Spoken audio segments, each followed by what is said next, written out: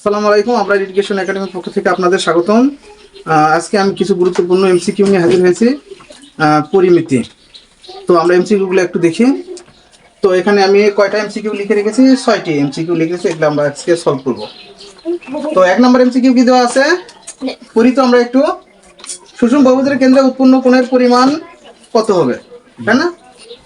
সুষম বহুভুজ দেওয়া আছে, তাই না? সুষম বহুভুজ হোক বা সেটা বৃত্ত হোক, মানে যে কোনো কিছুর কেন্দ্রেই কিন্তু 360 ডিগ্রি কোণ উৎপন্ন হয়। কত কোণ উৎপন্ন হবে? 360 ডিগ্রি। তাহলে এটা কি দেওয়া আছে? সুষম বহুভুজ। তাহলে সুষম বহুভুজের কেন্দ্রে কত কোণ উৎপন্ন হবে? তাহলে 360 ডিগ্রি। তাহলে 360 ডিগ্রি মানে কয় সমকোণ বলো তো? তাহলে 4 সমকোণ। তাহলে অবশ্যই এটা তাহলে 1 নাম্বার কি হবে?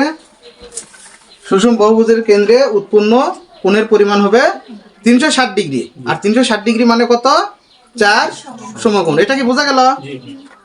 তাহলে এটা হবে 4 সমকোণ। 4 সমকোণ মানে কত বলো তো? 360 ডিগ্রি। তাহলে এটা গেল 1 নাম্বার। এখন দেখো 2 নাম্বার কি বলছে? বৃত্তের কেন্দ্রস্থ কোণ 144 ডিগ্রি। বৃত্তের কেন্দ্রস্থ কোণ কত? 144 ডিগ্রি এবং ব্যাসার্ধ কত দেওয়া আছে? 10 সেন্টিমিটার। তাহলে বৃত্তচাপ কত? তাহলে বৃত্তচাপের সূত্র কি? এদিকে কাকুলি বলো তো, বৃত্তচাপের সূত্র কি? হ্যাঁ, রাইট। তাহলে বৃত্তচাপের সূত্র হলো AC = পাই আর থিটা ডিভাইড কত? 180 ডিগ্রি। এটা আমরা ক্যালকুলেট করব। তাহলে পায়ের মান তো এখানে বসানো নাই, তাহলে পাই রেখে দেবো, তাই না? তাহলে আর এর মান কত বলো তো? 10। আর থিটার মান কত বলো তো? 144। আর নিচে কত? 180। কত হয় দেখো তো ক্যালকুলেট করে। তাহলে 8 পাই। এটা আছে 8 পাই?